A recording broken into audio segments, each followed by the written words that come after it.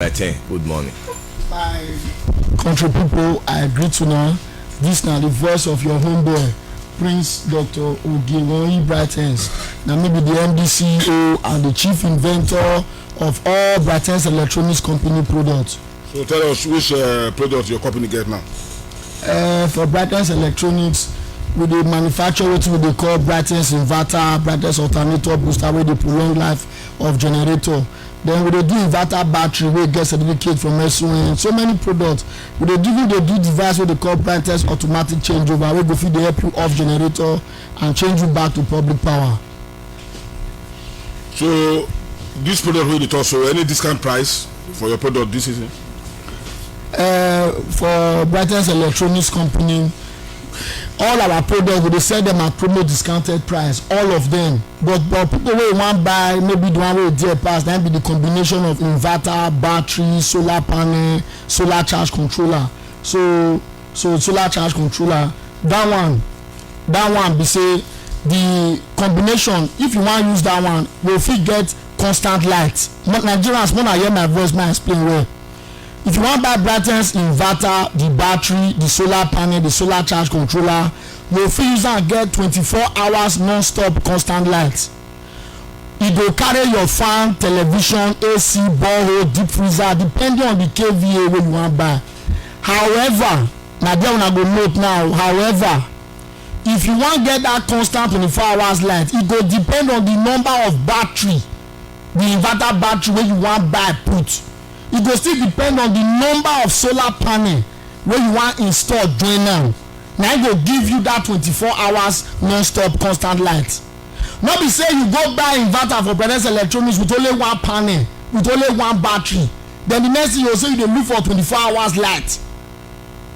I go explain am as e be. E better say you no buy, so that we go sleep with our 2 eyes closed, than you no understand wetin you dey do, you go come dey give us distress call. So tell us about your automatic changeover device. Yes, you see this Brightens Electronics Company, we dey do two things. One na Brightens automatic changeover, one na the Brightens power switch for generator. Na two different things.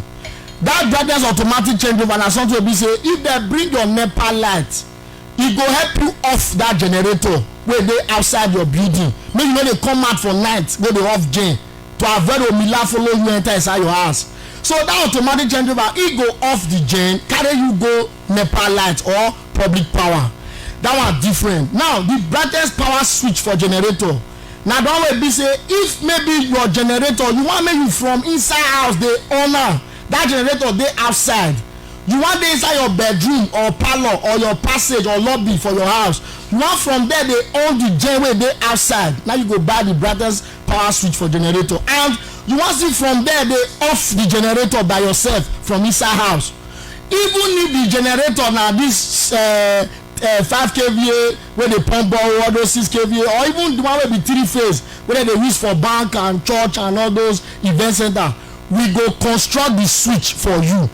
So we need to know the kind of gen first before we go design that switch give you, so that e go dey help you off the gen. From inside house you can off the gen, from inside house you can on the gen. Then if you get automatic changeover, from inside you go off the gen for you, carry you go public power. So tell us the difference between your inverter, your solar charge control with the market, and the difference between your battery of solar panel and the other batteries with the market. So what is the difference between your own and the one with the market? You see, number one, the solar panel wey we dey sell for Brightens Electronics, we import those panel from Oyibo land based on the studies wey we do as regarding Nigerian weather conditions. Because the truth be say, most of those people dey go dey buy solar panel, they no know say if they get the type of panel wey you fit use for Nigeria for the southern part, e different from the kind of panel wey you go still fit use for Nigeria for northern part. And most of all these Oyibo country, those panel they dey do am according to their own weather. So but wetin we do now be say we come import those panels such a way be say e go work according to the research study wey we do on our own. So that means if you dey buy the panel get shelf life of 20 years, but we dey give warranty of 2 years. That's manufacturer's warranty, not consumer errors. Then for this battery, inverter, solar charge controller, we dey give warranty of 1 year for those ones. But the truth be say, the most important reason or advantage of buying anything from Brothers Electronics now, we manufacture that product. Nothing go last forever. Nigerians, nothing. Nobody go come tell you say this inverter we want buy now till Jesus come to see Jesus for sky now one spoil Allah. Nothing can last forever. But if e spoil, people will help you sell the product give you. Now them make the product for Nigeria. E not get wetin wan happen to our inverter, we no go fit now help you repair am. E not possible. And because we know say the inverter one na the bad must be durable, that make for Brothers Electronics we dey tell people say if you buy the inverter, maybe the small one, after some years you get money, you wan come buy a bigger one wey go carry more electronics, you can return the one wey you buy before, value it at the price, even if na 3 years ago or 5 years ago or 10 years ago, because we get customers wey don dey use our product for over 10 years now. You can return it, pay the difference, we upgrade it to the next KVA. So that's so it be, because if you no go dey durable, if you dey return am now after 3 years or 1 year or 2 years time, e go become shortage to we. So that because say we know say it must be durable and we go fit still sell am give another person the same warranty, na make us dey collect am. So tell us about Brightness alternator booster for pressing iron, and still tell us about your energy bulb wey you do locally and the one wey dey outside with the market. Wetin be the difference? You see, for Nigeria, Brothers Electronics company is a research establishment. People wey dey into laundry service or dry cleaner, tailor, fashion designers, we dey produce wetin we dey call the Brightness alternator booster. You see, the aim of the booster na to prolong the life of your gen. Anytime when you dey plug pressing iron for generator, oyibo dey call am heat element electrical materials, pressing iron, ring boiler, if you plug am for gen, you hear your gen dey do grrrr dragging sound. As e dey do that sound, we dey strain the bearing of the gen, the pistons, shaft, alternator in the gen. The gen go dey make more noise, dey breathe more smoke, eventually go pack up, you need to go buy half engine. So if you no wan buy half engine, you need the Brothers alternator booster for that pressing iron, so that if you wan know how e dey work, plug the iron for the generator direct, see the difference in the sound.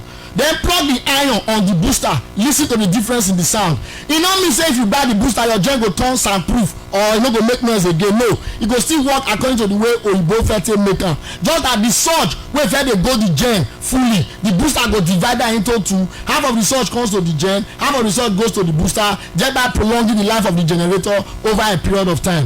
Then for the energy bulb, we do am as 5 watt and as 12 watt. The 5 watt Brightness LED energy saving bulb, e shine light pass the normal 18 watt bulb wey dey market, while the Brightness 12 watt LED energy saving bulb, e shine light pass the normal 40 watt bulb wey dey market or 100 watt incandescent bulb.